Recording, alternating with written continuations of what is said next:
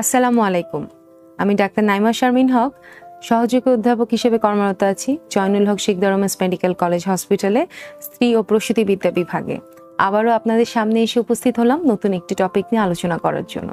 আমার আজকের টপিক হচ্ছে গর্ভাবস্থায় হঠাৎ করে পানি ভেঙে গেলে কি করণীয়। এখন প্রথমে শুরু করি এভাবে যে পানিটা কখন ভাঙছে এবং তার পিছনে কি কারণ। গর্ভাবস্থায় পানি আপনার যে কোনো সময় ভাঙতে পারে। এটা হতে পারে 4 সপ্তাহ, হতে পারে 10 সপ্তাহ, হতে পারে 23 সপ্তাহ, হতে পারে 28 সপ্তাহ কিংবা তারও বেশি সময়। যদি খুব অল্প সময়ে প্রেগনেন্সিতে পানি ভেঙে যায় তাহলে সেক্ষেত্রে আসলে কি তেমন খুব একটা কিছু করণীয় থাকে না। ধরে নিতে হবে বাচ্চাটা ধীরে ধীরে মিসক্যারেজের দিকে চলে যাচ্ছে। কিন্তু যদি 7 মাস 8 মাস এরকম সময়ে গিয়ে পানি ভেঙে যায় সেক্ষেত্রে আমাদের কিছু করণীয় থাকে। এরকম সমস্যা নিয়ে যদি কোনো মা ভুগেন যে হঠাৎ হঠাৎ করে মনে হচ্ছে আমার একটু একটু করে পানি ভাঙছে, একদম দেরি না করে খুব দ্রুত ডাক্তারের সাথে শরণাপন্ন হবেন এবং আপনার এই পানি ভেঙে যাওয়ার পেছনের কারণটা খুঁজে বের করাটা খুব জরুরি। এর একটা কারণ হতে পারে অতিরিক্ত পরিশ্রম, একটা কারণ হতে পারে স্বামীর সাথে থাকা, একটা কারণ হতে পারে জার্নি, যে আপনি যে পথে চলাচল করছেন সে রাস্তাটা খুবই খারাপ, একটা কারণ হতে পারে হঠাৎ করে পড়ে যাওয়া, অথবা খুব দুঃখজনক হলেও একটা কারণ হতে পারে পারিবারিক কলহ। কোনো কারণে যদি কোনো গৃহবধূকে কোনো ধরনের কলহের মধ্যে শরীরে আঘাত পেতে হয় সে কারণে কিন্তু হঠাৎ করে পানি ভেঙে গিয়ে অনাকাঙ্ক্ষিত একটা গর্ভপাত অথবা অনাকাঙ্ক্ষিত সময় ডেলিভারি হয়ে যেতে পারে। এখন কারণের মধ্যে খুব গুরুত্বপূর্ণ একটা কারণ যা সাধারণত চোখে দেখা যায় না, তা হচ্ছে প্রস্রাবের ইনফেকশন।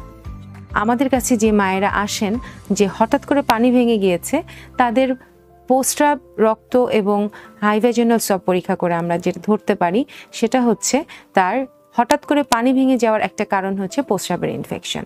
সাধারণত প্রস্রাবের ইনফেকশন যে সবসময় একই রকমভাবে প্রেগনেন্সিতে ধরা পড়বে তা কিন্তু না।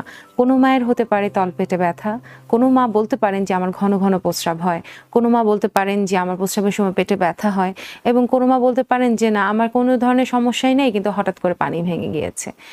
এই ধরনের কেসে আমরা সাধারণত পেশেন্টদেরকে হাসপাতালে ভর্তি করি এবং কমপ্লিট বেড রেস্ট দিয়ে দিই। আর তার পাশাপাশি কিছু উপদেশ তাকে মেনে চলতে হয়, যেমন অবশ্যই তার পানি ভাঙলো কিনা সেটা মেজার করার জন্য আমাদেরকে পেশেন্টকে বলতে হয় যে আপনি প্যাড ইউজ করবেন, যেটা আমরা চেক করব, এবং পাশাপাশি পেশেন্টের কিছু ক্লিনিক্যাল প্যারামিটার আমাদের খেয়াল রাখতে হয়, যেমন বাচ্চার নড়াচড়াটা ঠিক আছে কিনা, কতটুকু পরিমাণ পানি ভাঙলো, মায়ের জ্বর আসলো কিনা, এই জিনিসগুলো খুবই গুরুত্বপূর্ণ। অল্প অল্প করে যদি কোনো মায়ের পানি ভাঙে সেক্ষেত্রে দেখা যায় ভর্তি করে অ্যান্টিবায়োটিক দিয়ে রেস্টে রেখে আমরা সাধারণত এই পানি ভাঙাটা বন্ধ করতে পারি। তার মানে কি, মানে দাঁড়াচ্ছে হলো গিয়ে পানি ভাঙলেই যে বাচ্চাটা নষ্ট হয়ে যাচ্ছে তা কিন্তু নয়। পানি ভাঙার চিকিৎসা যদি পর্যাপ্ত হয় এবং সঠিকভাবে হয় তাহলে কিন্তু সেটা বন্ধ হয়ে গিয়ে আপনি এটি পূর্ণ গর্ভাবস্থায় আপনি স্বাভাবিকভাবে পার করতে পারবেন এবং এই বাচ্চাটাও স্বাভাবিক উপায়ে নর্মাল ডেলিভারির মাধ্যমে প্রসব করা সম্ভব। আরেকটা হয় যে বাচ্চা এতটাই পানি ভেঙে গিয়েছে যে বাচ্চা খরাতে পড়ে গিয়েছে, মানে বাচ্চা যে এনভায়রনমেন্টে আছে এখানে কোনো পানি নেই, এতটাই পানি ভেঙে গিয়েছে।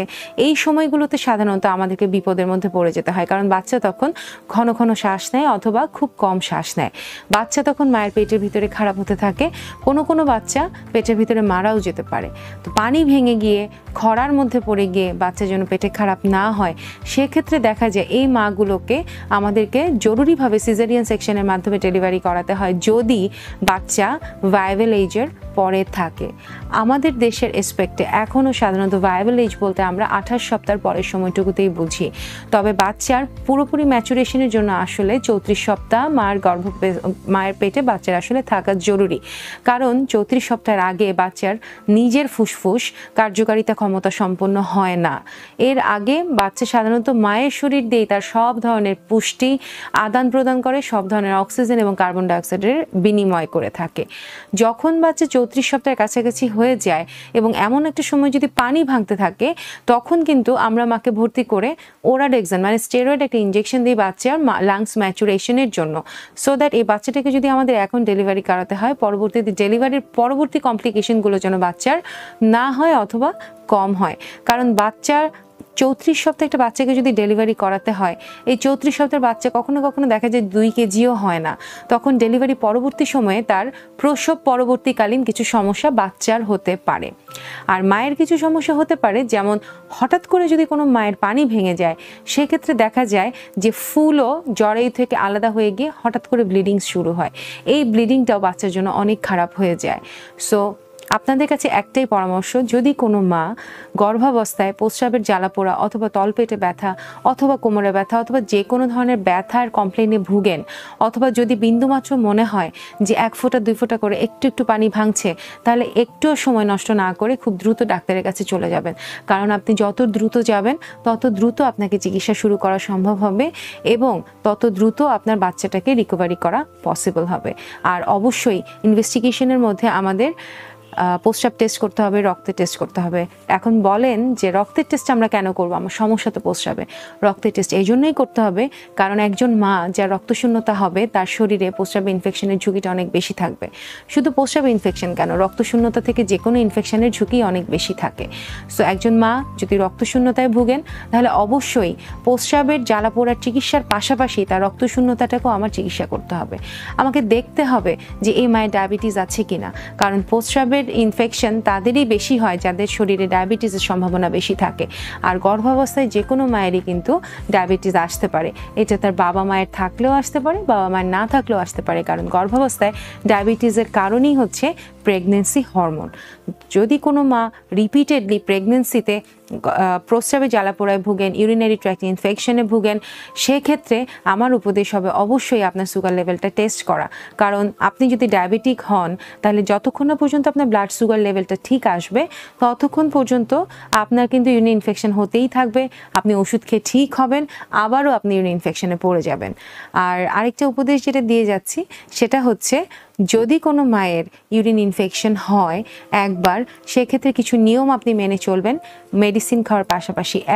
সেটা হচ্ছে আপনি অবশ্যই প্রতিদিন পর্যাপ্ত পরিমাণ পানি খাবেন, সেটা 2.5 থেকে 3 লিটার যতটুকু সম্ভব হয়। যদি আপনার ডায়াবেটিস না থেকে থাকে, আপনি রোজ একটু একটু করে ডাবের পানি খেতে পারেন, কারণ ডাবের পানিতে প্রস্রাব ক্লিয়ার হয়ে যায়। যদি ইনফেকশনের সম্ভাবনা থাকে সেটা দূর হয়ে যেতে পারে। আর তৃতীয় এবং খুব গুরুত্বপূর্ণ জিনিস সেটা হচ্ছে নিজের পরিষ্কার পরিচ্ছন্নতা মেনটেন করা। মানে আপনি যে পোশাকটা পরিধান করে থাকবেন, আপনি যখন ওয়াশরুম ব্যবহার করবেন, তার পরবর্তীতে খুব ভালো করে আপনাকে পরিষ্কার হতে হবে। সো ধন্যবাদ মনোযোগ সহকারে শোনার জন্য, এবং পরবর্তীতে আপনাদের সামনে আবারও উপস্থিত হব নতুন কোনো টপিক নিয়ে। সেই পর্যন্ত ভালো থাকবেন, সুস্থ থাকবেন। ধন্যবাদ আপনাদেরকে।